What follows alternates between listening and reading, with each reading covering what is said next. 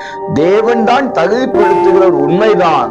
ஆனால் ஆண்டவர் சில விஷயங்களை நம்மிடத்தில் எதிர்பார்க்கிறார்.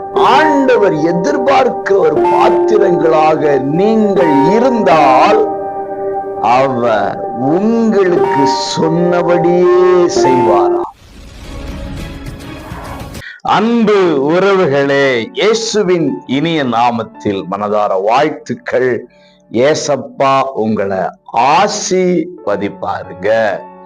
எரேமியா 28:6 ஆமேன், கர்த்தர் அப்படியே செய்வாராக.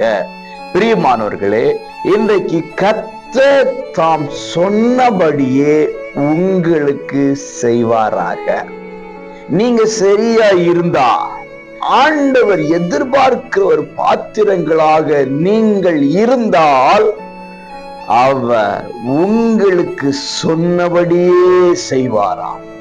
சொன்னது ஒன்றையும் தேவன் மறந்து போகவே மாட்டார். தூக்கி சுமப்பேன், எவ்வளவு செலவானாலும் என்னானாலும் நான் இருப்பேன், பார்த்துக்குவேன், செய்வேன் சொல்லி வாக்கு கொடுத்த ஏராளமான பேர் இருந்திருக்கலாம். இப்ப பார்த்தா அவங்க இல்லையே அப்படின்னு சொல்லுகிற நிலைமையில் நீங்க இருப்பீங்க.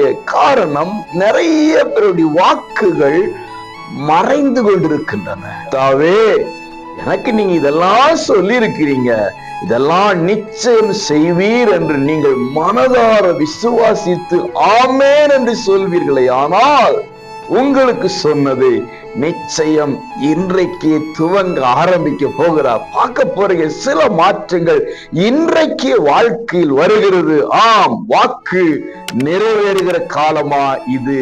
இந்த நாள் மாறுவதாக. God bless you.